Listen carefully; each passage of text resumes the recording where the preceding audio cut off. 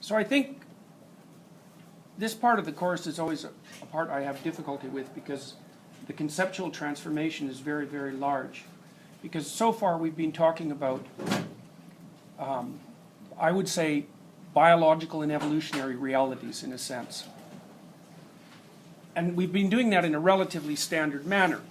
I mean, there are elements of Piagetian theory that run through it. There are elements of cybernetic theory. There are elements of neurobiology and neuropsychology. And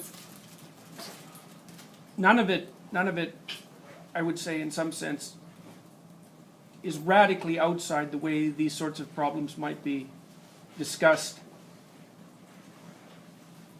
in a typical, an atypical scientific or social scientific manner. Except for maybe the fact that we've drawn an explicit distinction between the world as a place of things and the world as a place of action. Now, there are consequences to the idea that the world is a place of action that start to become more radical at this point. But drawing the relationship between what I've already talked to you about and the narrative domains that we're going to explore now requires a radical shift in conceptual focus. And so the way I'm going to handle that is by hitting it from 10 or 11 different directions and building up a pattern. You know, if you listen to a complex piece of music, or at least this is my experience with complex music, is sometimes the first time I hear it, I don't really like it, and I think I also don't understand it. I actually can't hear it. You know, maybe a musical genius could hear the whole thing instantly, you know. Say, Franz Liszt, they say he could sight read anything on the piano first try. So, you know, some people are so intelligent musically that it's incomprehensible, and I'm sure they hear things just fine the first time they hear them. But then what happens for me is that if I listen to it a couple more times, there are pieces, chunks of it that start to fall into place that I can follow, and you know, I can see the beauty sort of shine through those, and then eventually the whole thing links together, and then I can listen to it, especially if it's a complex piece of music, many, many, many times. And the more complex, and probably the better the piece of music, the more I can listen to it. But if I listen to it enough, at some point, then I've had enough of it. And it's all very strange phenomena. Because one of the things you might ask yourself is, what exactly are you learning while you're doing that? You know, it seems like you want the music, it's something like you want the music to be just exactly the right amount of predictable and unpredictable. And if it's too unpredictable, then you can't understand it. And if it's too predictable, it's boring. And so it's just like a conversation that way. It's actually just like life as well. You know, because you want things to be predictable and stable. And you want things to be unpredictable and interesting. And the degree to which you want each of those is going to depend on the time and the context, and also on your own intelligence and temperament. So now, I'm going to tell you a bunch of stories and give you a number of pieces of information, and hopefully they'll click together. Now, I think the reason that this information has always been transmitted in story and image form is because it's very, very difficult to transform it into articulated, into fully articulated explanation. It isn't really how it works. You know, we're not really accustomed to thinking about the idea that there are certain forms of information that are valid forms of information that can't be transmitted verbally. But of course, if you think about it, we all understand this deeply because, well, I can give you a bunch of examples.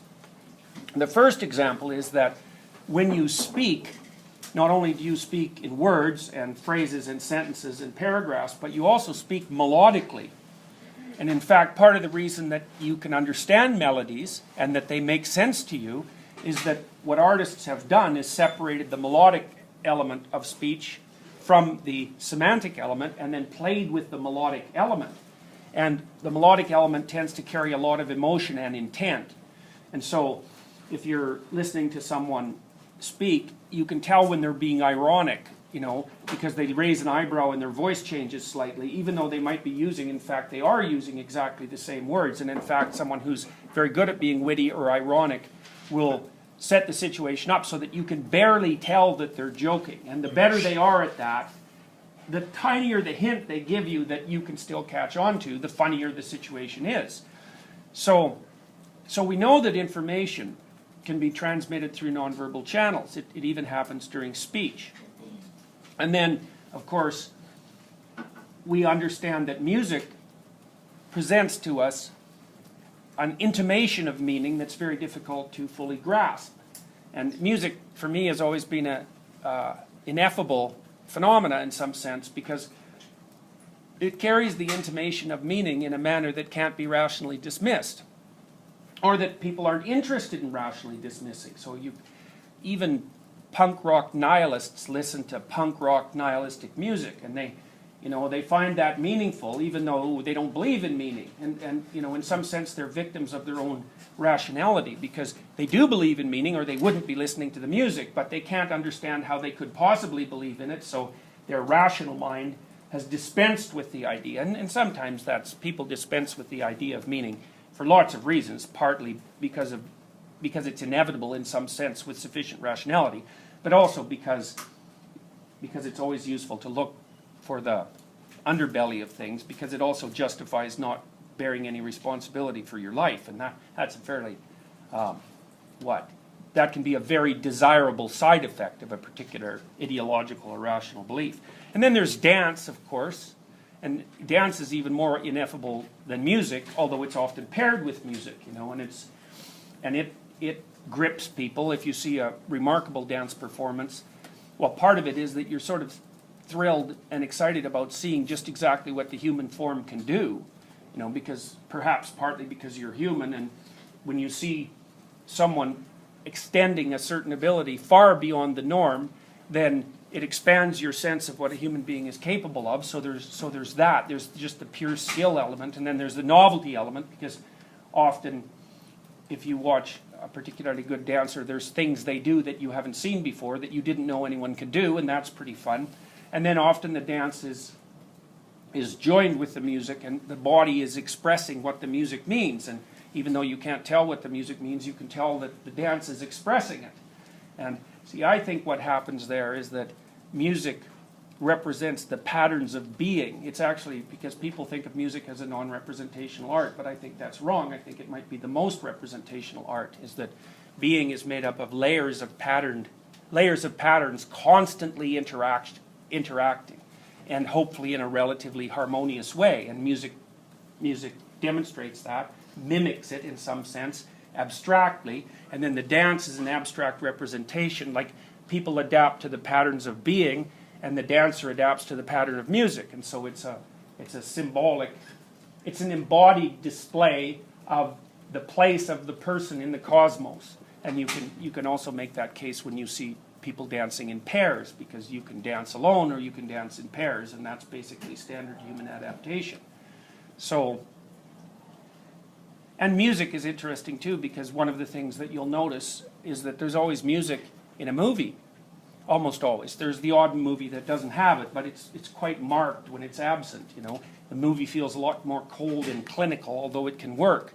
But we accept the idea that music can be used to fill in the missing context in a movie without even ever questioning it, right? Like, it's very strange if you think about it, that you go to a movie that is doing at least part of its function is to portray reality in a realistic way, but there's a soundtrack playing in the background all the time, and it's so useful and so appropriate that you don't notice how strange it is that that's okay.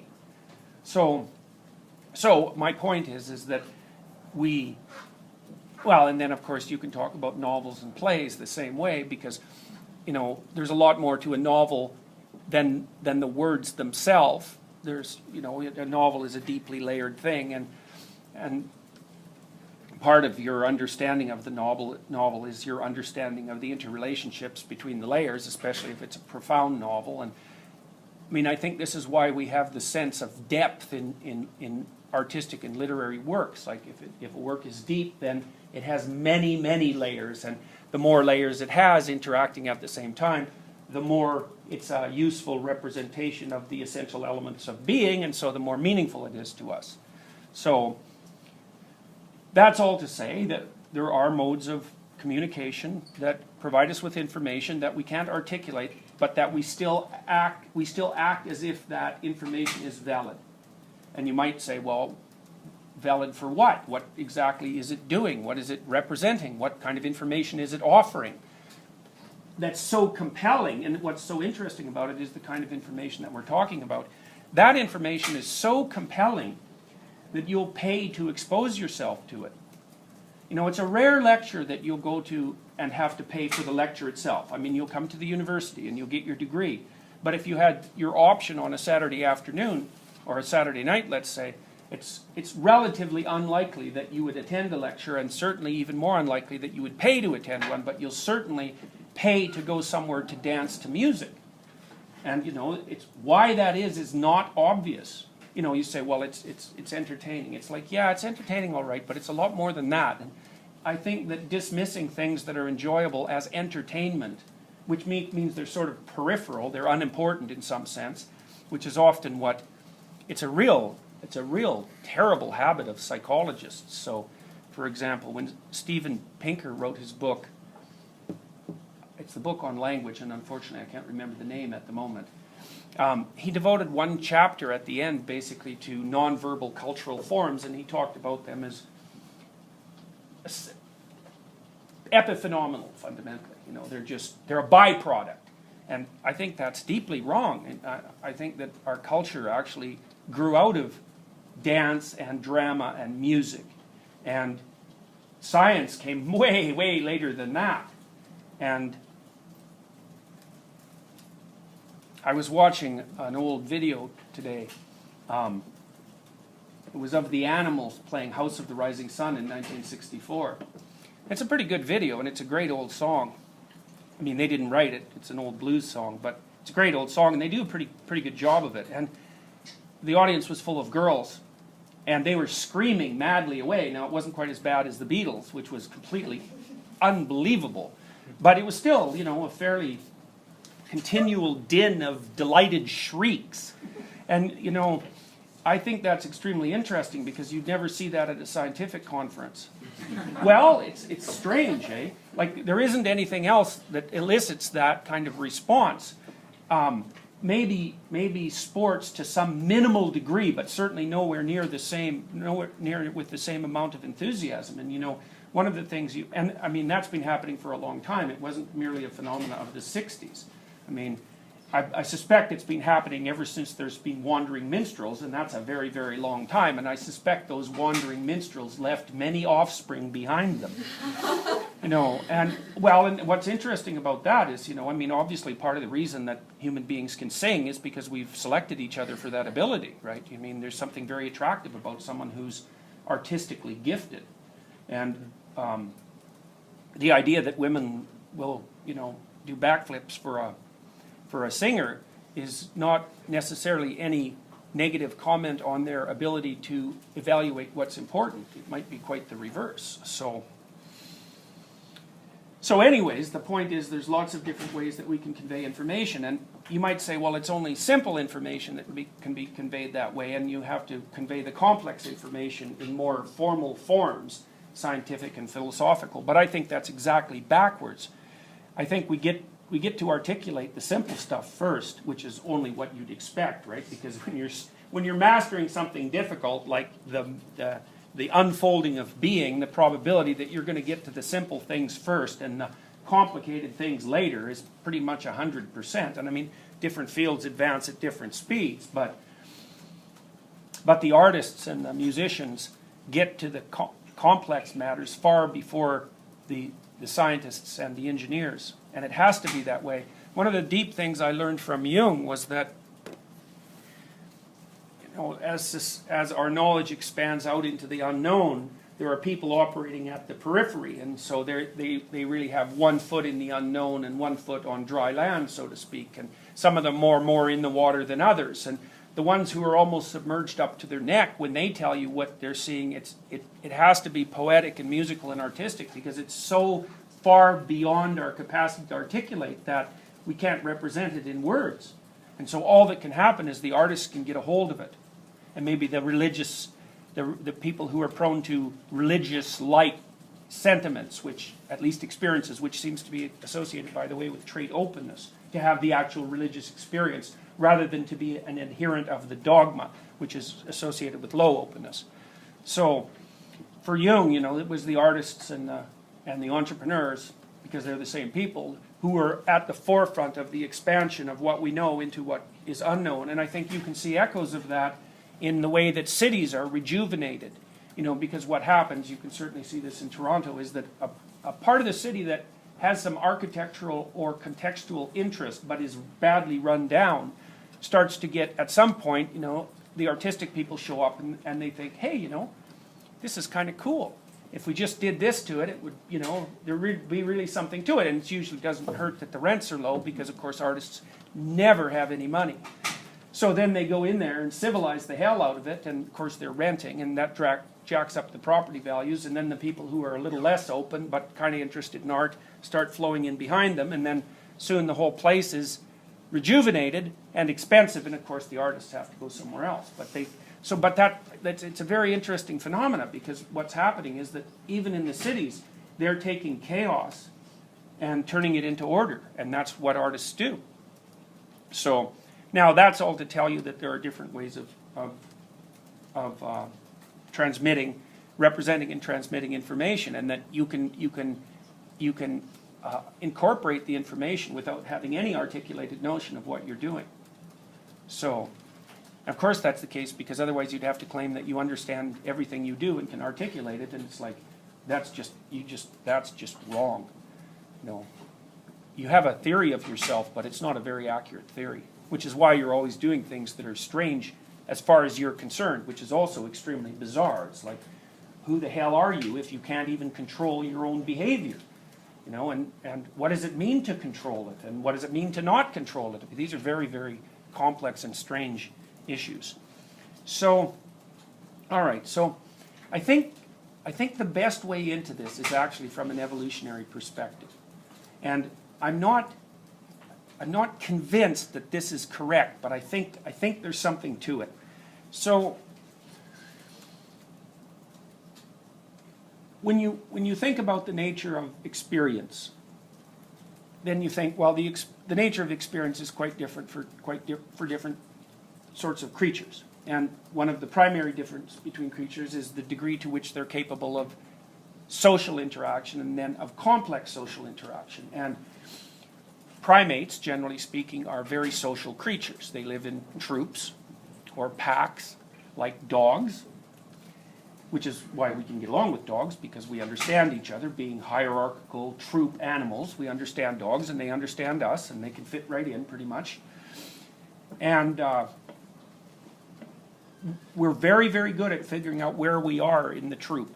And by we, I mean primates. I mean us going back a very, very long period of time.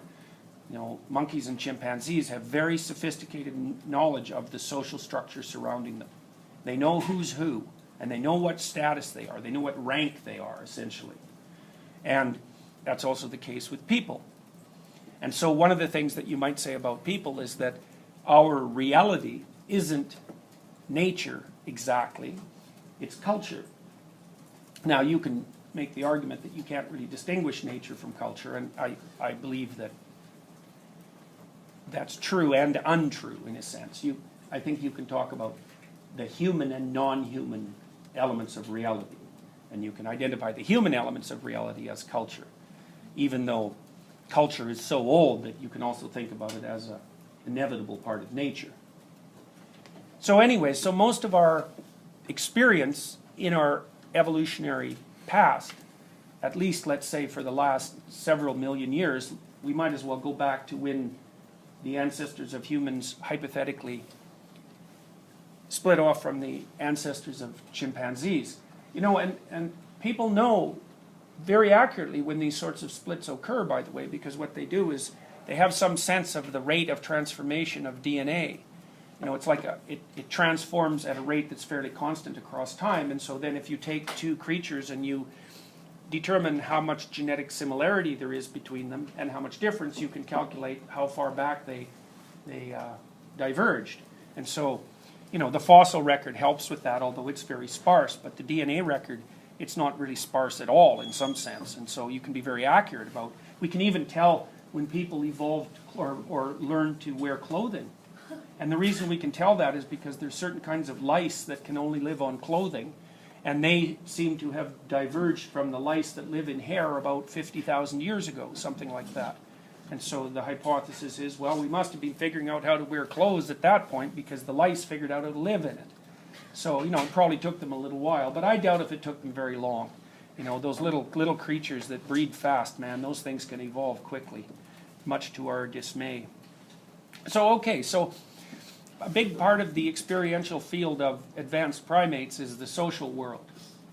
And so we could call that the primate world, and then we could also say that another big part of their experience is the non-primate world, which would be, roughly speaking, the natural world. And then we could also say that the other element of their experience, the other elements of their experience that are very constant is their subjective being.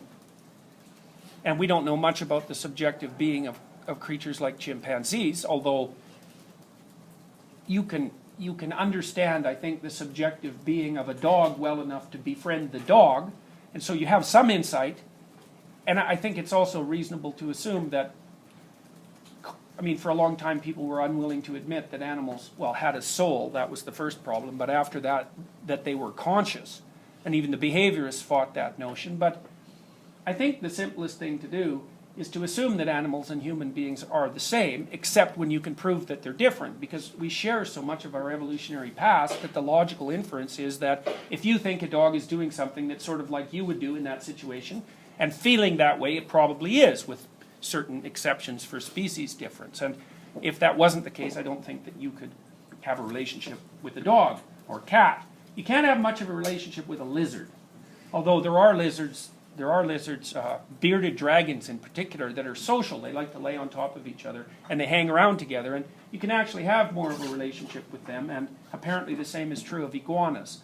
So you can go quite a ways back in the evolutionary, backwards in evolutionary time, and still have enough similarity between you and the creature that you're interacting with so that you can get a pretty good sense of at least some element of their being. And so the idea that our subjectivity is a very ancient part of our experience seems to me to be a perfectly reasonable supposition. We certainly know that it's been around in all likelihood for at least 150,000 years on the conservative side, because there have been human beings that are essentially identical to us from a genetic perspective going back 150,000 years. But I think you'd have to be a pretty harsh judge to assume that higher order primates like chimps don't have some consciousness, and and some limited self-consciousness. If you mark a chimp's nose with lipstick and then show it a mirror, it will, at least sometimes, take the lipstick off its nose. Although I've seen a gorilla try to fight with a mirror, which, I haven't personally seen that, but I've seen a very good video of that happening. But I think the gorilla would eventually figure out that it was him in the mirror. Dogs will recognize a dog in the mirror, but they seem to learn to ignore their reflection very, very rapidly. And I don't know if that means that they have a rudimentary self-consciousness and they figure out that dog is them, or if the dog just doesn't smell like a dog, and then the dog thinks, well, it can't be a dog because it doesn't smell like a dog, and dogs probably think that something is a dog because of how it smells and not because of how it looks. So that's why I think that's why dogs don't seem to have any sense of relative size, because you can get a chimp, a little chihuahua barking like mad at a Great Dane. You think, really, it's like that's going to work, is it? But the dog doesn't seem to have a clue about that. Like, he's perfectly happy, and the Great Dane, weirdly enough, will often back off. So, anyways, okay. So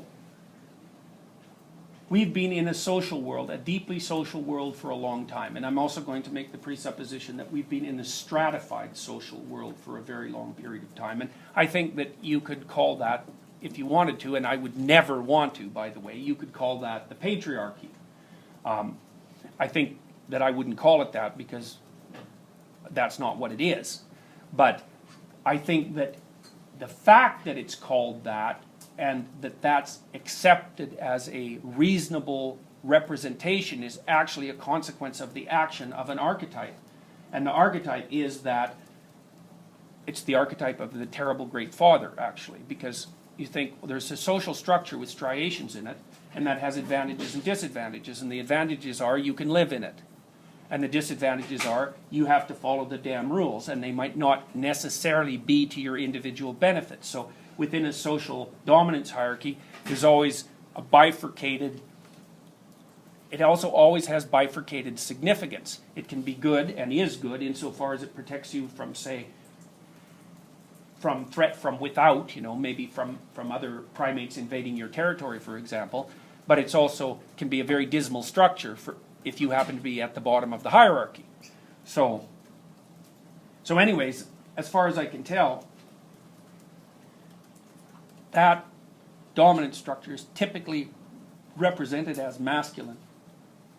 And I think the reason for that, although I'm not absolutely certain of this, I think the reason for that is that our social hierarchies are probably more like chimp social hierarchies than they are like bonobo social hierarchies. So the bonobos are kind of a strange breed of chimps. I don't know how many of you know about them, but the bonobos are extraordinarily sexual, and they use sex pretty much as a standard means of communication and tension reduction. And there's a lot of sex between the females in the bonobo troops, and the use of sex seems to bond them together in a way that keeps male aggression under control, which is quite interesting. And so, but in the chimps, the fundamental dominance hierarchy is male, although there's a female dominance hierarchy as well, and some females can certainly be more dominant than some males, but the fundamental structure seems to be male.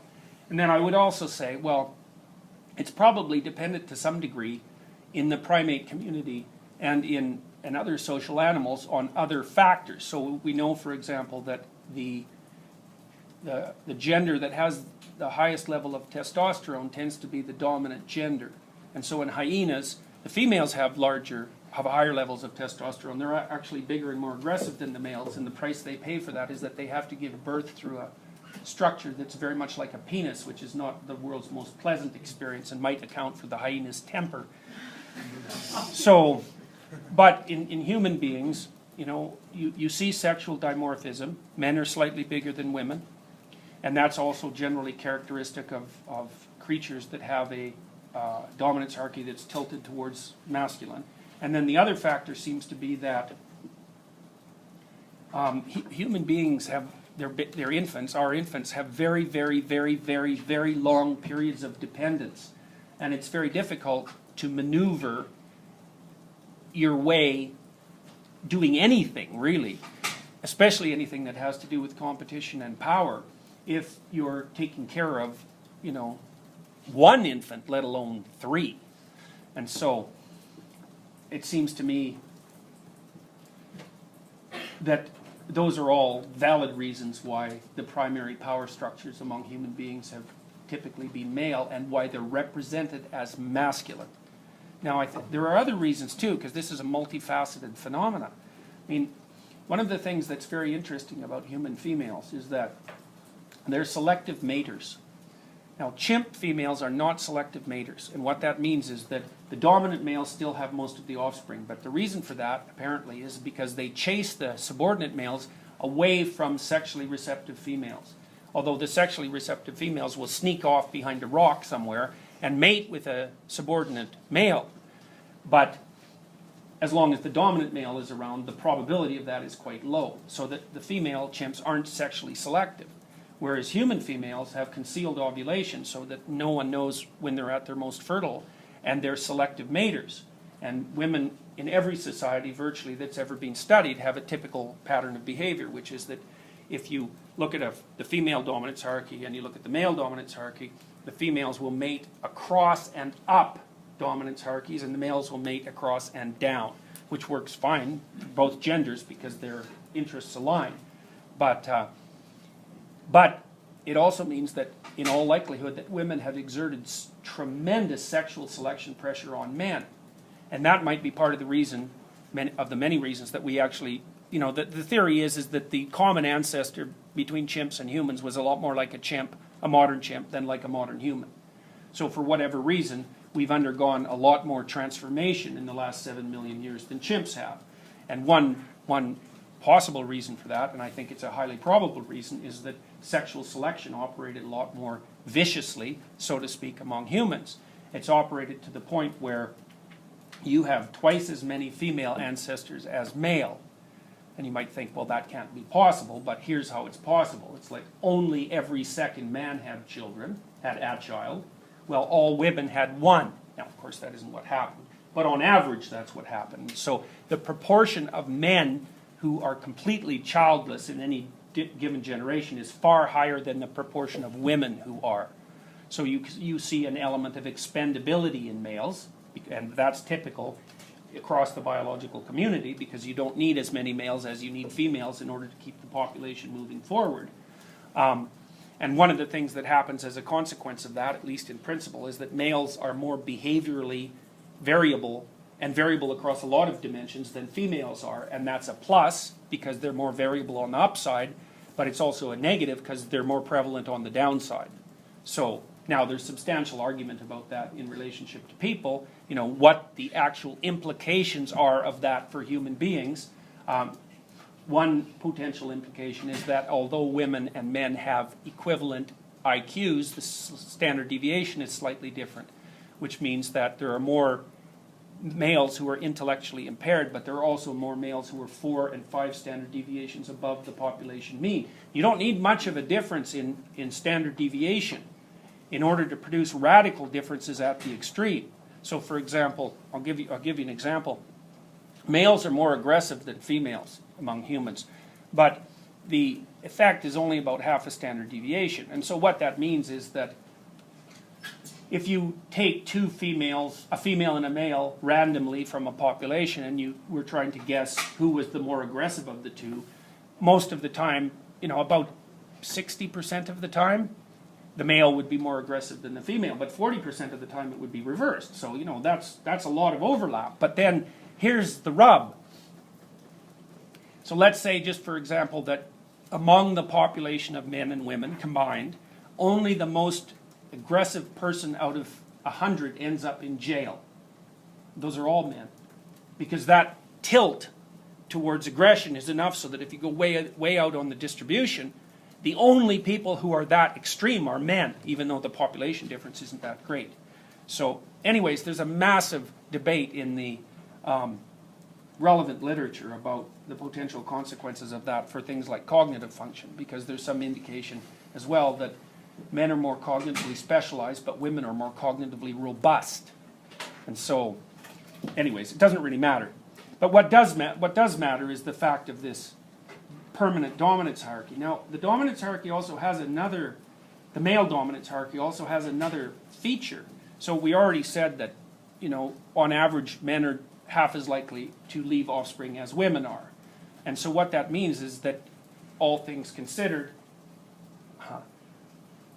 this isn't, I'm not trying to make this into a circular argument, because I could say it's the more successful males that leave offspring, but then you'd say, well, that's a definition, Darwinian definition of success, but I don't mean Darwinian success, because that's self-evident. What I mean is that if you look in the modern world, for example, and you try to predict number of available sexual partners for a given male, your best predictive measure of that is income.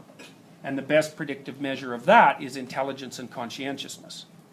And so what happens is that males orient themselves in groups, and then they compete. And then women peel off the top. And so the women are in a position of judgment on men, and the judgment is the judgment of nature. Now, from a Darwinian perspective, you know, when we think of nature, we think of like it depends on who you are, but like if you're an environmentalist, you think of a French Impressionist landscape, you know, forgetting that nature is also malarial mosquitoes and cancer and all those, and, you know, rats infected with bubonic plague and all those other lovely things. But from a Darwinian perspective, you can define nature much more straightforwardly and more accurately as that which selects. Now, you hear a lot about natural selection. And natural selection basically assumes that there are a random distribution of alterations in genetic structure in any population, in any generation. And some of those random alterations will be more suited to that particular environment. Suited being they'll live and they'll reproduce. And genetic transformation takes place across the millennia as the organism chases the landscape, roughly speaking. But Darwin, Darwin, who is an unbelievably intelligent person, was also very, very interested in sexual selection. And as far as Darwin was concerned, sexual selection was just as powerful a force in modifying genetic structure, modifying and driving evolution as natural selection. And that's been very underplayed by biologists, and that's only started to switch maybe in the last, I would say, it hasn't switched that much yet, but it only really started to switch probably in about the last 25 years. And that's because the idea of sexual selection makes things a hell of a lot more complicated. Because, well, first of all, in the standard Darwinian account of evolution, there's no place for mind, right? There's no place for a creator. There's no place for teleology, and teleology is something moving towards an end, a goal, right? But the thing is, if sexual selection is operative, and if consciousness is ancient, then mind has been operating through sexual selection as long as there's been sexual selection. I mean, so you think, do you have any choice, do you make any choice in who your partner will be, a sexual partner will be? And the answer to that is, well, it's hardly random. You make a choice. And what's interesting is that, if you take 60 people, let's say if you took 60 women and you asked them, you showed them a bunch of men and you asked them to rank them in terms of their attractiveness, there's going to be fairly consistent rankings. We know what makes up attractive facial features for women and for men. It's easy to determine that. What you do is you take 60 faces and you average the features. So you don't get the average person, because the average person is more like a median. You get the averaged person. And the average person has perfectly symmetrical features that are nicely shaped and fairly big eyes, and they're very nice looking. They're very attractive. And so that means that there's like a central human form, in a sense, that we find attractive. And we see this in other species. For example, there are butterflies who won't mate with another butterfly if it's like a 1/16 of an inch out of symmetry, because then it's not a butterfly of that type. And that's how people think too, is the more you deviate from the averaged person, the less canonically human you appear, and the less attractive that you appear. And so, we're chasing this ideal, in some sense, that's an emergent property of the nature of our species. And then, there are certain physical characteristics, wide shoulders in men and narrow waist. In women, it's waist-to-hip ratio is a very common marker of beauty across cultures and across body types, interestingly enough. So if you take thin women and heavier women, and you get men to rate the attractiveness of the women within that category, the heavy women and the light women who have a waist-to-hip ratio of about 0.68 are the ones that are judged most attractive physically. And that actually correlates, by the way, with fertility, because the abdominal fat in a young woman is a sign of ill health and also a marker of decreased likelihood of conception. Now, none of this is operating consciously, obviously. It's deeply wired into us. It's part of our immediate perception. But it still does indicate that there is an ideal, like a Platonic ideal, lurking at the back of our minds against whom we compare everyone that we meet. And then you might say, well, what's the nature of that Platonic ideal? And that's a very, very complicated question. I would say that you could almost literally claim that you can certainly claim that the ideal male is represented in mythology as a hero. So, and that's actually what mythology is about. It's about representing ideal patterns of behavior. So it's hardly surprising. And so, if you go to a movie and it's a romance, and there's the main lead character that you're supposed to fall in love with if you happen to be the kind of person that would fall in love with that kind of person, then he's going to act out a particular pattern of behavior. And the pattern of behavior is quite identifiable. So, for example, he's going to move forward and explore and not hide and cower. And the probability that he's going to be creative is very high, and the probability that he's going to be good-looking and strong is very high. And so, those are archetypal features. And those aren't all the archetypal features, because those are, in some sense, those are the self-evident ones. But, you know, people are also evaluating each other for such things as intelligence and personality and character. And you could say, in some sense, the men are competing to be the best man, and the women are watching the male competition to take the man who wins on the presupposition that he wouldn't win if he wasn't the best man. It's a very, very intelligent strategy, you know, because why not outsource the problem? You let the men sort it out. Well, it's too cognitively complex to compute. You could say that the male dominance hierarchy is equivalent to the stock market. It's exactly equivalent to the stock market. It's the stocks are always competing with one another and with every other commodity for primacy of price and value, and that's exactly what happens with male competition. So one of the things that we've just discovered in my lab, this is Caitlin Burton's work, it's very cool. We were trying to understand the fundamental substructure of conservatism versus liberalism. And I'm going to speak in terms of conservatism because that's how we construed the data, although we could have done the reverse if we were going to construe liberalism. And what we did was we got a bunch of people to sit down and write down statements they thought that conservatives versus liberals would disagree with. You know, I think we had, I don't remember how many statements, 300, something like that. And we had a lot of people generate them and take them from news items and so forth because we didn't want any bias in the initial question set, you know. Or we didn't want a bias that wasn't there in the actual world. So we had many people do this. And then we gave these questions to many, many people online in a variety of stages. And we extracted those out that seemed to best fit the data and then assessed them for the utility in predicting things like party membership or voting behavior. And so we got a good structure. It makes a lot of sense. And what we found with regards to conservatism was there was an ethnocentrism factor. It was the third and weakest factor, and that would be associated with in-group preference versus out-group derogation. So those are anti-immigrant people fundamentally, you know, and they're ethnocentric. That's the simplest way to explain it. And then the next the second smallest factor was basically religious traditionalism. And so and most of this was done with Americans, you know, for a variety of reasons. And that was really where the fundamentalist Christians nested, you know, and not everyone. That wasn't only a factor made up of fundamentalist Christian beliefs, but they loaded heavily. Those were people who weren't for stem cell research. They were anti-abortion. They were anti-gay marriage, or they were pro-traditional, which is how they see themselves. And then the largest factor was a factor that we called masculine independence, and it was more characteristic of men. And what it basically consisted of was an attitude that winners win and losers lose, and that's just how it should be.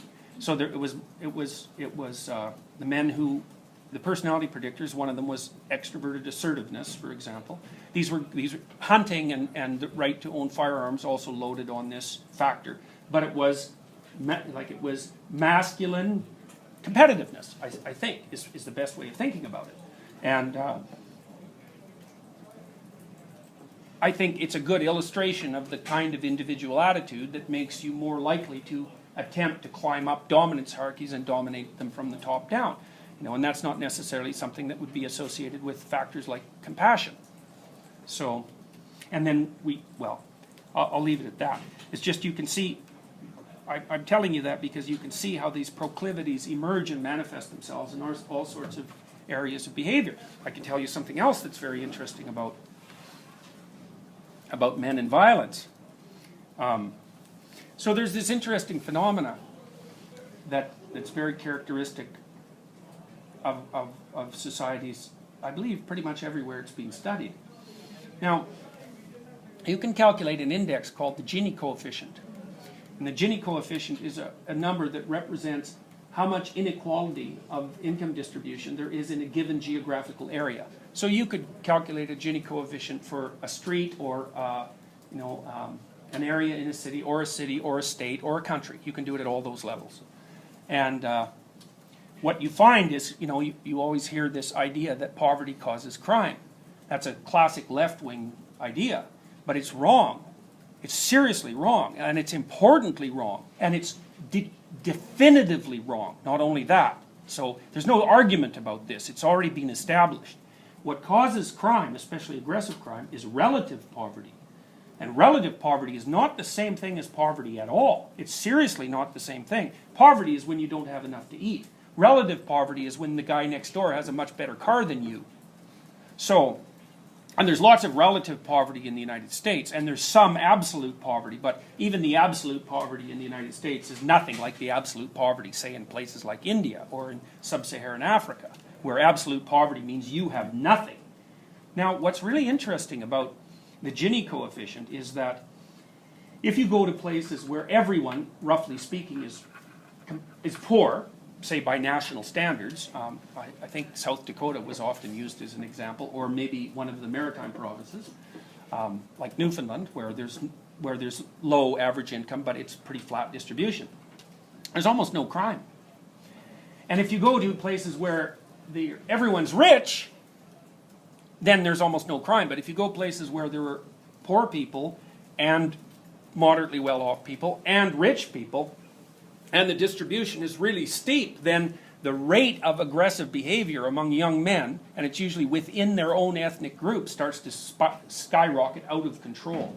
And the reason for that seems to be that if the dominance hierarchy is too steep, then the young men have no likelihood of climbing to a dominant position while playing the standard social game. And so what they do is turn to aggression to make their mark on the world. And it works too. That's the other thing, is that, make no mistake about it, if you're looking for status in a place where status is hard to achieve, and you're the meanest, toughest guy around, then, and around a bunch of people who, like you, don't have much money, then you're going to benefit from that status. It works. Yeah? Would that be part of the reason why, because I think that the violent crime rate in the US is higher than it is in Canada. Would that be part of the reason why? Sure. Or? Okay. Sure. Yeah, I mean, you can make a real conservative argument for making sure that, the conservatives are very anti-income distribution, and we figure that's because of the guys that have this male independence. They identify with this male independence factor. They don't want to be distributing resources to people who are down the dominance hierarchy, because they want them down in the dominance hierarchy. They want there to be a difference between the people on top and the people on the bottom, so that they can be the people on top, so that it increases their relative attractiveness. Like, it's a perfectly logical game. And they presume that, well, the rules are set up, and like, every man can go for it, do his best, and the winner wins and the loser loses, and that's just how it is. And don't ask me to fix it, because I don't want to, And besides that, I find it distasteful to attempt to fix it. More than that, right? Because it's a moral issue. It's not just an intellectual issue. So you can make a case. However, you can make a case from the conservative point of view, especially with regards to, say, beliefs in religious traditionalism and the desire to maintain social stability, that you shouldn't let income distribution become too unequal. Like, one of the big things your society has to do is to make sure that that doesn't get out of hand, because it tends to get out of hand. It tends towards a few people having everything and almost everyone else having nothing. It's a natural, in a sense, it's a natural consequence of economic progression, which is actually something that Marx pointed out, although an Italian named Pareto had figured it out at approximately the same time, and I think with a lot more conceptual clarity. But the more unequal you let your society get, the higher the probability of death, roughly speaking, through violent causes. And but I'm telling you why it is that men want to climb the dominance hierarchy, and the reason they want to climb the dominance hierarchy is because that's how they get access to women. I was going to actually ask earlier in this discussion when you were talking about the familiar and the unfamiliar and the structure. So it seems like we all want to live within a structure, but we don't want the rules to apply to ourselves. Well, we have this contradictory problem. We want to be protected by the structure, but we want to advance our position within it. And so that means, what that should mean, and this is, I think, the definition of civilized behavior, is that you're allowed to advance your position within the structure as long as you don't disrupt it negatively. You know, and I think most people do that. In fact, I think people in civilized countries do that so effectively that it's an absolute incomprehensible miracle. I can't understand how or why it ever got established. But like a psychopath will climb the ladder and cut the rungs off underneath them, fundamentally, right? It's like he doesn't care. He doesn't even care if the damn thing maintains itself. You know, he's perfectly willing to have it destroyed after he's exhausted it. You know, but if everyone acted like that, or even if a fairly substantial percentage of people acted like that, the whole thing would come to a halt virtually, like in no time flat. So I mean, why? See, you might, here's the reason, likely. You know, because one of the things we were talking about was masculine violence. Now, the thing about masculine violence is it only tends to emerge in situations where there don't seem to be any other reasonably viable means of advancing status. So it's not reasonable to say that men are aggressive. You can say that on average men are more aggressive than women. And you can also say that if you put men in a situation where they have where they can see status differences, but they have no means of moving forward, that they're likely to turn to aggression as a way of establishing dominance. And then you can say that that's the reason for that is because it makes them more attractive. Well, the fundamental reason, yeah? Yeah, just like to add on, I read this article once that talked about how polygamous societies are more violent than women. Yeah, absolutely. It's for the same reason, because like when one guy has two wives, that means there's 50% of the population have no wives. That's right. No access to sex. Yeah, that's exactly right. That the evolutionary psychology explanation for the pathology of polygamy is that if once you let it establish itself, then the men get ultra-violent. So would you say that like monogamy would almost be like the basis for like civilized society? Many people have said that. And yes, I think you can make a strong case for that. And I think the fundamental reason is the one that you just pointed out. You know, the idea is, well, would you rather have one woman or die? You know, or sorry, that's not quite right. Would you rather? No, that's not quite right. Would you? It's more like, would you be willing to limit yourself to one partner, or have a shot at many partners but a much higher probability of dying? Yeah. Right. And you know, some guys will take that. They'll take the high risk approach. You know. So now, this doesn't eliminate the difference in individual differences in determining who's going to be aggressive, because what will happen is that as the Gini coefficient pressure rises, the more aggressive men, the men who are more aggressive by nature, will get more aggressive first, right? So you can imagine that it's a threshold phenomenon in some sense. So, and what I should tell you as well is the relationship between the Gini coefficient and male-on-male homicide isn't like 0.2 or 0.3, which is about the correlation that you'd get if you were predicting something like that using personality. It's like 0.8 or 0.9. It's like it eats up all of it. It's the explanation. So it's a huge effect. You know, it's so big an effect that you can basically say, oh well, we figured that out. Although psychologists never know when they figured anything out, and they keep endlessly retesting it over and over and over because you know we don't know how to bring our science to a stop. But if you don't accept the Gini coefficient aggression data, it's like you might as well throw the rest of social sciences out the window because the effect is unbelievably powerful. You can do it at any level of analysis. You can do it by county, you can do it by city, you can do it by state, and you can do it by country. And it works on all of those levels. Like it predicts aggression on all? You bet. Yeah. Yeah, and that's a great question. I mean, the methodologically sophisticated studies have done exactly that to ensure that it's actually this phenomena rather than other factors that might be operative in that particular geographical area. So countries with a higher Gini coefficient are more violent, and cities within that country that have a higher than average Gini coefficient for that country are more violent on average. It's a very, very robust finding.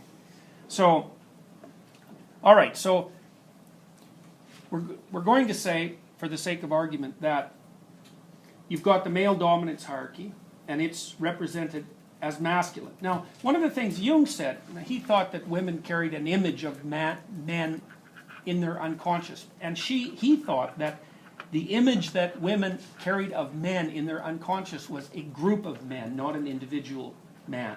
He called that the animus. Whereas he believed that the image of women that men carried in their collective unconscious was of a single woman, and he called that the anima.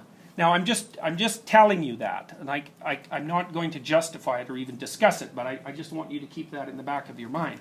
And so I guess part of the reason that I'm telling you that, come to think of it, is that I think it may provide some insight into why the idea of the patriarchy has become such a well-accepted notion. Because it is an archetypal notion, but it's a one-sided archetypal notion. Okay, so back to sexual selection. Now, we already talked about the fact that biologists perhaps were uncomfortable with the idea of sexual selection because it brings a non-random factor into evolution. A seriously non-random factor, because you have to go back as far as you can in history to where there was no choice on the part of the organism to attribute evolution to natural selection alone. And you have to go a long ways back. As I said, even butterflies are perfectly capable of distinguishing between a high-quality butterfly partner, in butterfly terms, and a low-quality butterfly partner. And you know, that insects have been around for a very, very long time. So we have no idea what that actually means, is that we have no idea what role choice has made in the evolutionary process. But one thing that you can infer is that the reason that human beings are the way they are now and not like our chimp/human ancestor is because the sexual selection process got started and it was intense. And so as a consequence of that, well, here we are. And so, you know, maybe it was a good thing, although it's very hard in some sense on all those people who failed. And that's, you know, roughly speaking, twice as many men as women.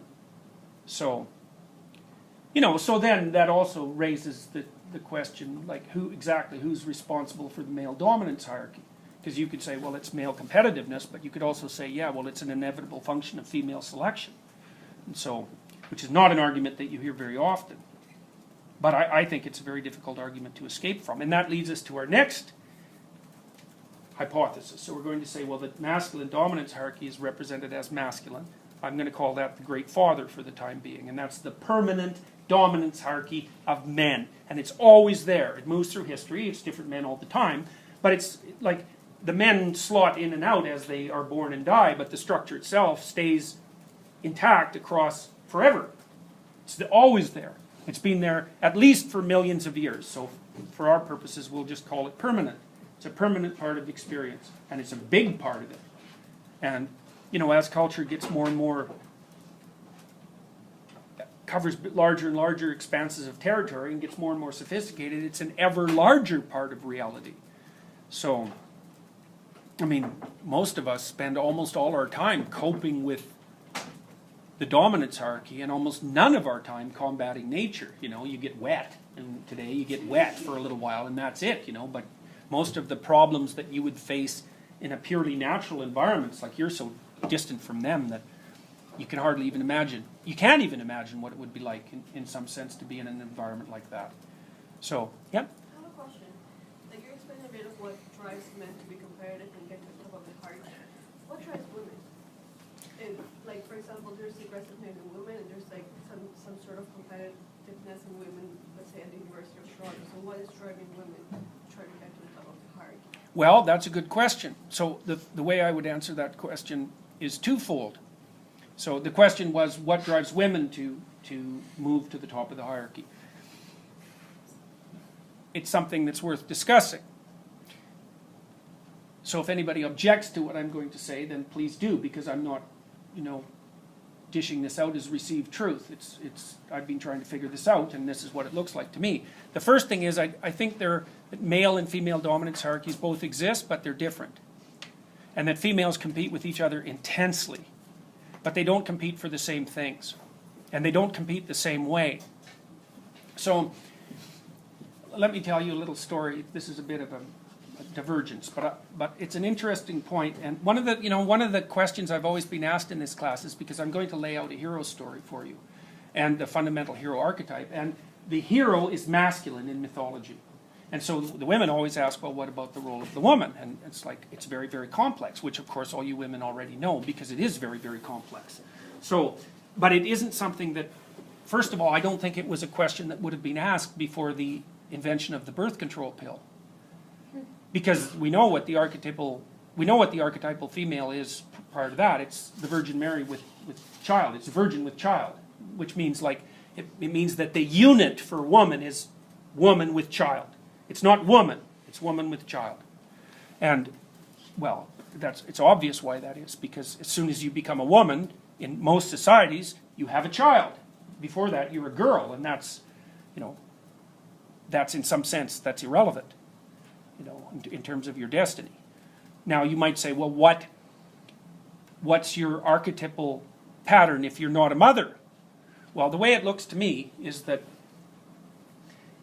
there's two archetypes for personal development, for the personal path, roughly speaking. There's the hero, and that would be the person who explores the unknown and discovers something of value and brings it back and distributes it to the community. So it's like a hunting, it's probably predicated on a hunting platform, because our bodies are hunting platforms, basically. So, and one theory about what men did, which is a very probable theory, is that they went out and hunted for meat. And chimps like meat, they'll eat it whenever they can, although they're not very good hunters, but they will definitely eat meat. And human beings are so good at hunting that we probably, well, for example, we probably wiped out the mammoths. And when human beings came into North America, there was as many different kinds of large animals in North America as there was in Africa, and human beings killed all of them. And that was just with, they didn't have our notion of technologically sophisticated weapons. It was bows and arrows and clubs and spears. And nonetheless, they got rid of everything, Large cats, giant beavers, mammoths. We're very, very, very, very dangerous. And anyways, but then there's another archetype, which is I would say it's the maternal archetype in a sense. And one of the things that's very interesting about human males is that they're quite maternal by comparison to other animals. So, for example, the mother bear doesn't have the male bear. The boar, is it boars and sows with bears? I think it is. Anyways, you keep the cubs away from the male because he'll kill them. Now, not all males will do that, but many will. They don't have any filial attachment. And that's the case for many, but not all, complex mammals. Pair bonding on a permanent basis is relatively rare, but joint provision of children, that's exceedingly rare. And men are pretty good at taking care of children. I would say they're not as good at taking care of infants as women are, because they don't have the full range of resources at hand, and they're not. I don't think they have the same kind of immediate intuitive understanding of or attraction to babies that men have. I think that switches around the age of 2 or 2.5, when the kids can engage in rough and tumble play. Because men are much more likely to engage in rough and tumble play with children than women are. And rough and tumble play seems to be one of the things that civilizes children. And it's partly because, one of the things that you have to learn when you're a child is what actually hurts you and what can be ignored, and what actually hurts someone else and what can be ignored. And the best way to learn that is in rough and tumble play, because what happens is that if you're playing with a kid, they get more and more excited and they do more and more crazy things until they do something that either hurts them or hurts you, and then you have to say, look, you can't do that. And it's like a dance in a sense, when you're wrestling with a little kid. And you have to let them win fairly frequently, because otherwise they don't continue the game. And you can tell that because if the game is going well, they're laughing with insane delight, because kids just love rough and tumble play. And they love crazy things. I mean, you can throw them in the air and catch them, and they think that's just great, but partly what you're doing is you're extending their body in all sorts of ways and getting them to learn in an embodied sense where the limits of where their limits are and where the limits of other people are. And that's embodied. And children who haven't had that, man, they're just so awkward. It's unbelievable. You know, they might have some hypothetical sense of how to interact with another person, but they don't have an embodied sense of it. And they can't tell the difference between what hurts them and what doesn't. You know, because often a young child, if they're startled, they'll start to cry. And then you can say, well, you know, that didn't hurt. And then they'll notice, oh yeah, that didn't hurt, and they'll stop crying. But if they haven't had their limits tested, they'll cry at anything unexpected, even if it doesn't hurt. And that's not good, because if you cry under all conditions, the probability that you'll make friends when you're 3 is like 0. Because another kid will start playing with you and maybe play rough. And if you burst into tears, you know, several times, the kid's just going to go somewhere else and find a different playmate. You know, they'll say, you're just a baby, which is roughly exactly accurate. Roughly accurate. So anyways, back to the archetypal representation. I think really the way to think about it is that for men, the hero archetype is the archetype that's dominant and in the forefront, and the maternal archetype is subordinate and in the background. I mean, inside their own psyches. Whereas with women, it's reversed. So each of the genders can play the role of the other gender, but there's a tilt in each of them towards the, what would you say? Well, towards gender, I would say, towards typical human gender normative behavior. Now, the social constructionists believe that no such thing exists, but those people are so pathological that even considering what they have to say is a mistake. So, you know, they act as if there is no biology and everything's cultural. And it's like, well, no, that's just not right. Now, what biology means in practice and what you should do about it, that's a whole different question. But to think of all these differences as socially, height differences between men and women are not socially constructed. And they're relevant. And the upper body strength differences between men and women are not socially constructed, and they're relevant too. You know. So one of the things I was wondering about, maybe you guys can help me clarify this or tell me where I'm not thinking about this properly. And if you think if I'm missing something, let me know. One of the things my daughter said, she watched my son one day have a fight with his best friend. It was a physical fight, you know, and so his best friend did something that my son didn't regard as appropriate, and so he hit him, and then there was a fight. And then, you know, 3 days later they were friends again. And my daughter said to me that she was very annoyed by that, which wasn't the fight exactly, but the fact that they could have a fight and then they were friends again 3 days later, because she said that that option wasn't available to women. Right? Now, and the option that the men have is, well, if you get out of hand, I'll just sock you one. And then we'll have established where the boundaries of civilized behavior begin and end. And I would say that, in my experience, if I'm talking to someone who's self-confident and masculine and accomplished, there's always an undercurrent of potential violence. It's an undercurrent. And that's actually an undercurrent of respect, which means like there's things that we can do to each other in a civilized way, but there are rules that if you break, like all hell's going to break loose. And one of the consequences of that is that it doesn't. Right? Now, the typical bullying pattern for women in high school and junior high is reputation destruction. And I'm wondering, what are the implications for the conduct of behavior if there is no recourse to aggression to solve disputes? Because they don't get solved. You know, I've tried to analyze what it means to say no to someone. Because no means something, right? No means, well, if you tell a child no, what you're basically telling the child, as far as I can tell, is that if you continue doing that, something you don't like will happen to you. And then if you're civilized at saying no, what happens is you say no a couple of times, and then instead of devaluing the word, which is what you do if you just said it over and over 100 times with no consequences, you take action that's nonverbal. And so one of the things you might do is remove the child from the situation, or you might put them on the steps, or maybe you put them on the steps and they run away, so you have to hold them on the steps. But the point to the child is, there are limits, and if you exceed them, you will be physically controlled. What if there's no option for physical control? What happens? well, I don't know the answer to that. I don't know what women do about that, but I also don't know what men do about that in relationship to women. So I was watching something the other day.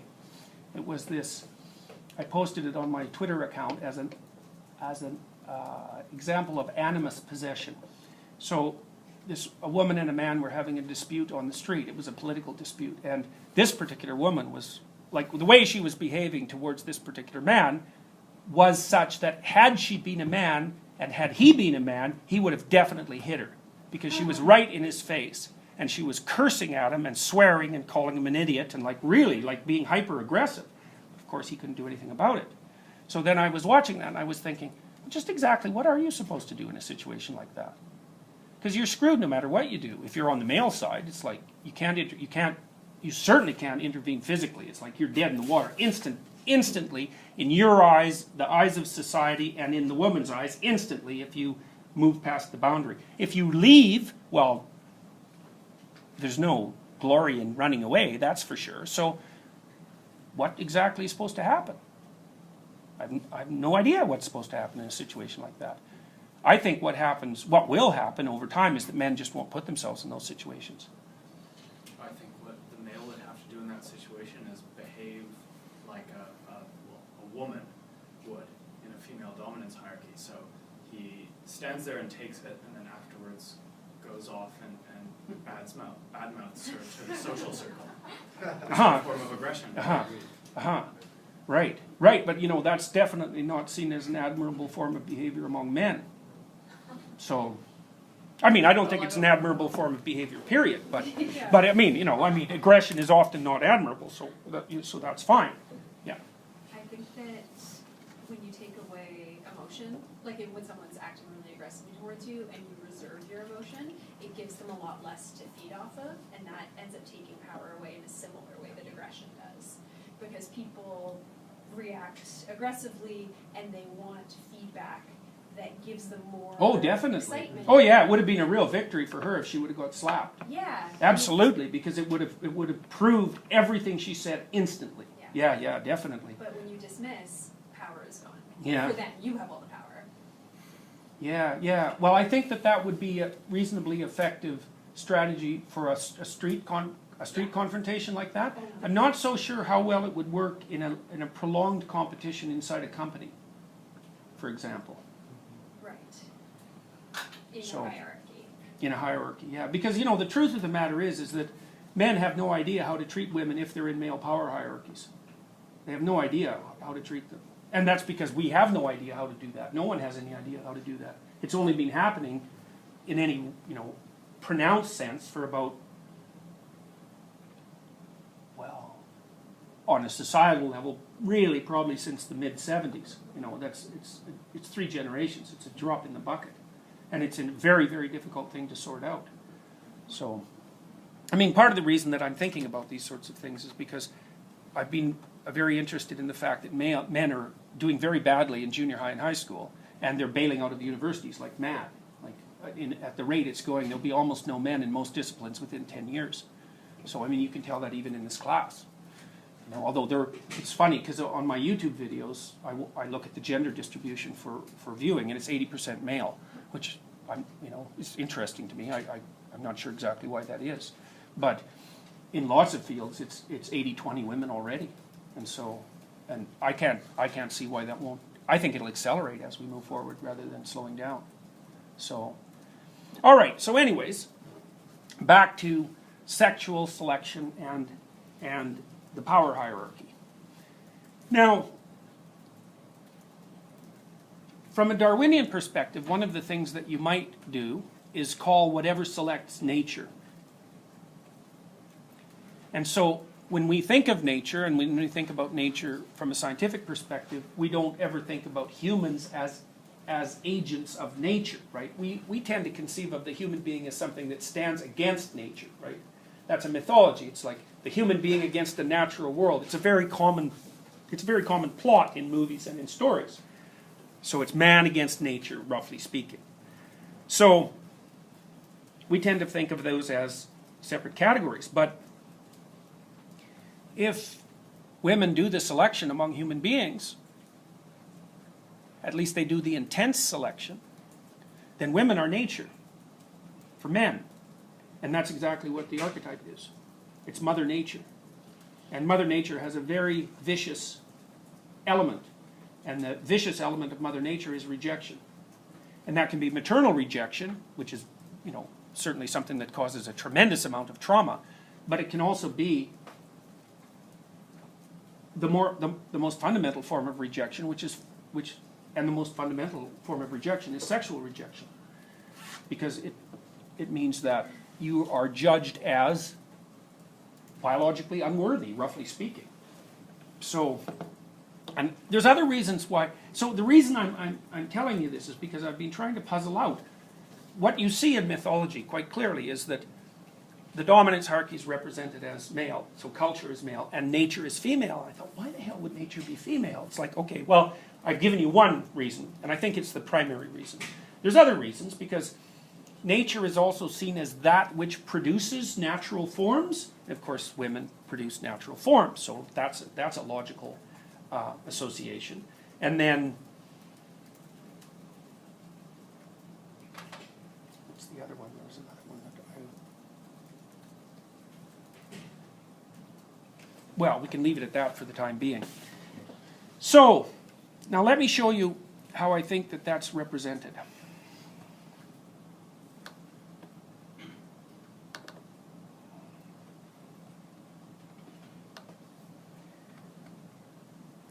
I think this is the way the world is structured when you consider it as a place of action. So the world as a place of action has characters, not like the elements are characters, and the characters are engaged in dramatic behavior.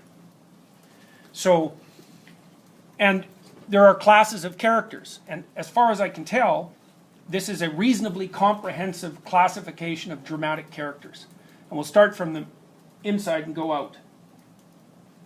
And you can think of any of these as primary, by the way, and you'll see that reflected in different kinds of mythology. So sometimes the maternal is primary, and sometimes the culture is primary, and sometimes the hero, the individual, is primary.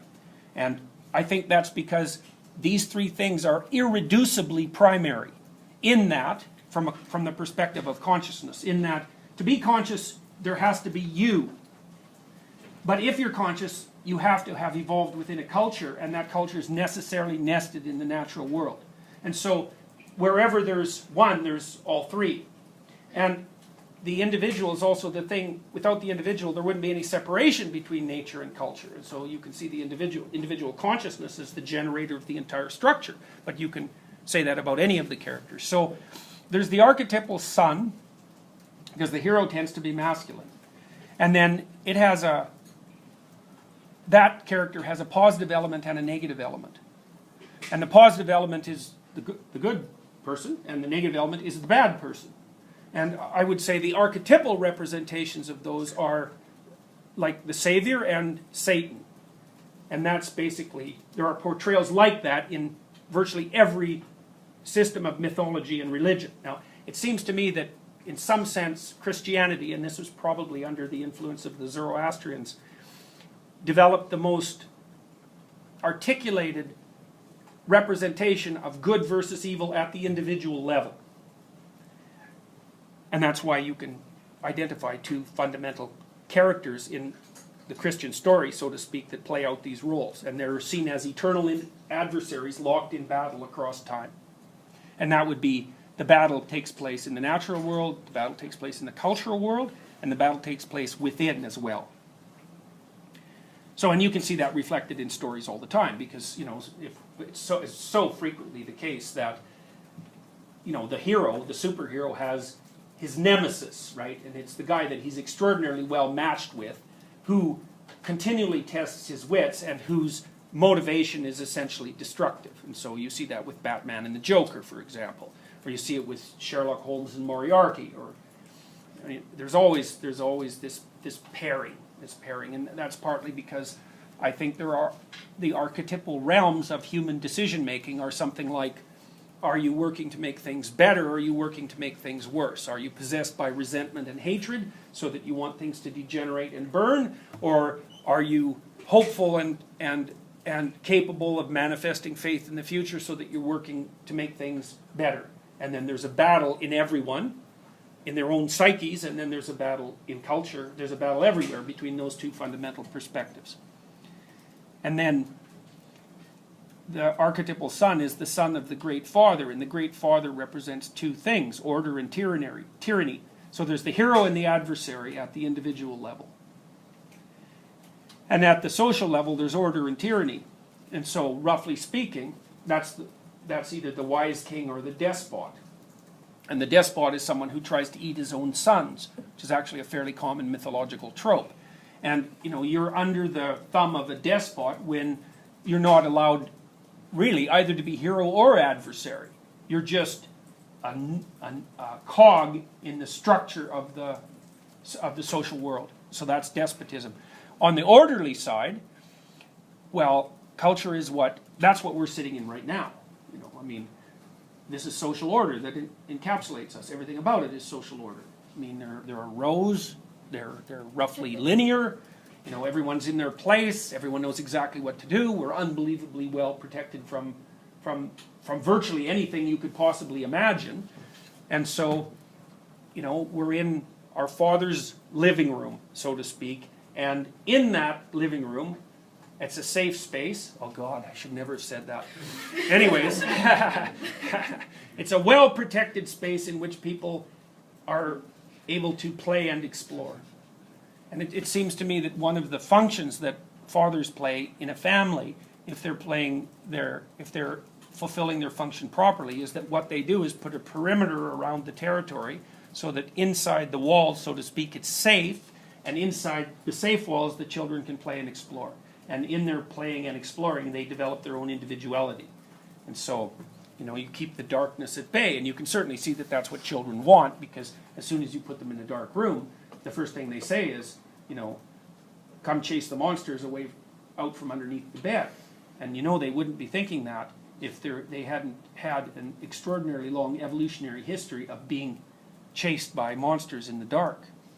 So, and there are monsters in the dark, and everyone knows that, which is why you tell your children not to go play at night after it's dark, even now. So order and tyranny are the representations of culture. And the thing is that there's a constant interplay between those two, because you can never tell exactly when order has gone too far and become tyranny. So, and you can never tell really when there's so little order that, well, the next thing happens, which is the emergence of chaos. And chaos is the great mother. And it's creative and destructive. And that's nature itself. And so, and then on the outside, the very outside, and this is the most complicated category of all, is that it's the dragon of chaos. And it represents something that's very difficult to conceptualize, but it's the unconfigured substructure of being that gives rise to these other categories. So Donald Rumsfeld at one point made a very famous comment. It became famous because it fits an archetypal structure. He said there are known unknowns and unknown unknowns. Okay, the dragon of chaos is the unknown unknown. It's so unknown that you don't even know it's there, but it can raise its head at any given point. It's the thing that leaps out of you in the darkness. It's like is it Zika? Is that the new virus? It's like the Zika virus. It's like no one saw it coming. It's a completely new manifestation of being. And so, known unknowns you can make plans to circumvent. Unknown unknowns, they're completely unpredictable. And what's so interesting, this is where it's so bloody complicated, because you really have to think about things differently to grasp what this means.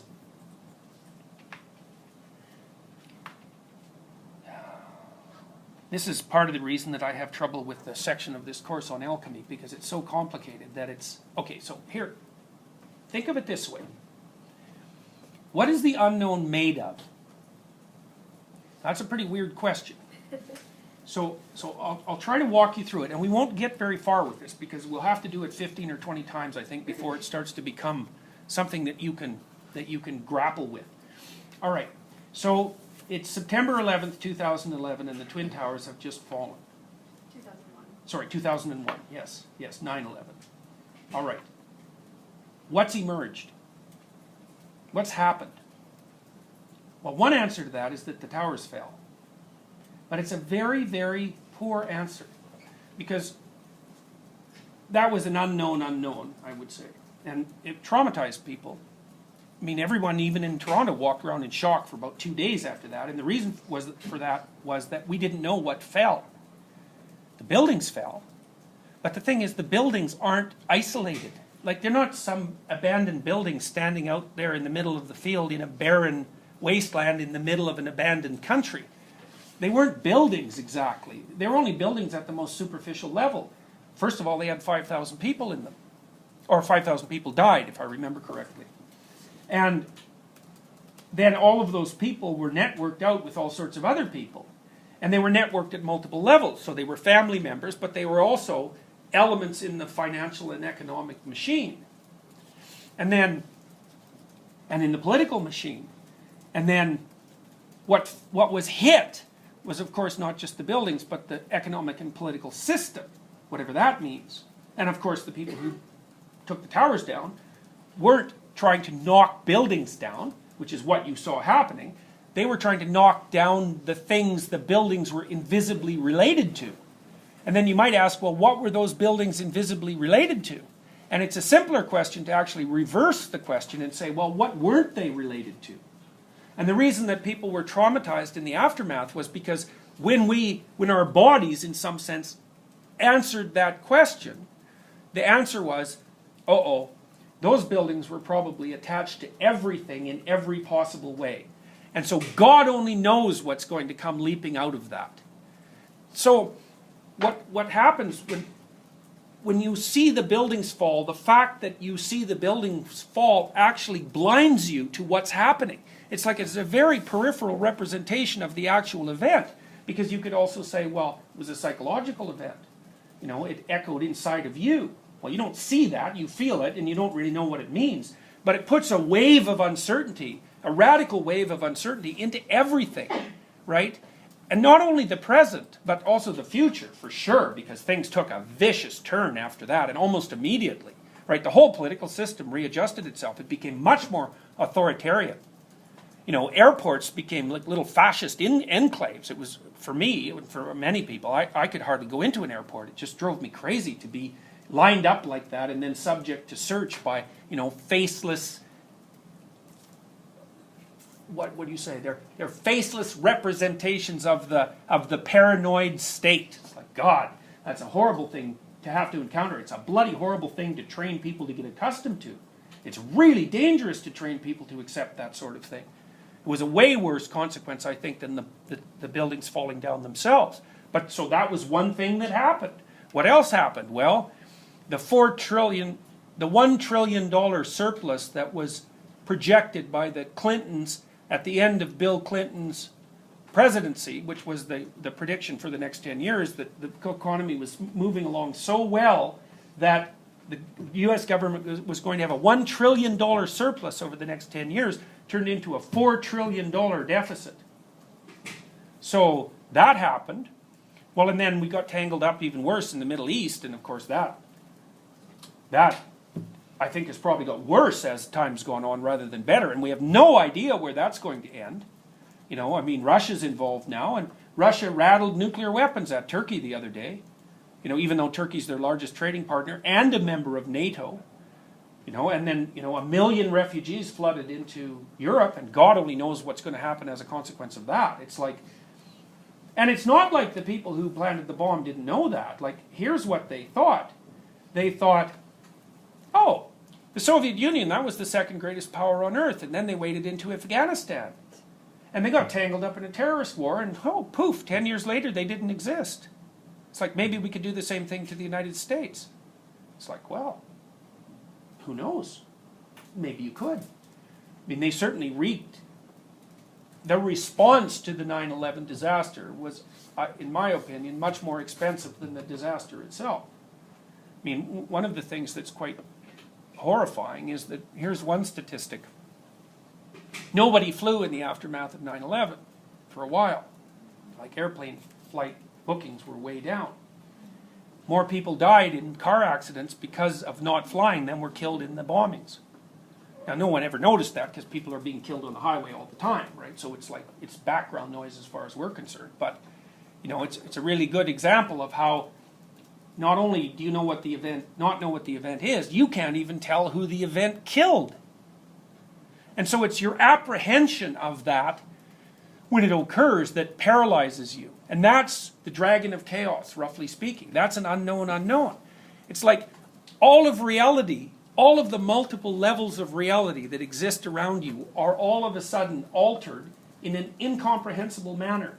And then you could say that, well, what happened was the alteration of that reality.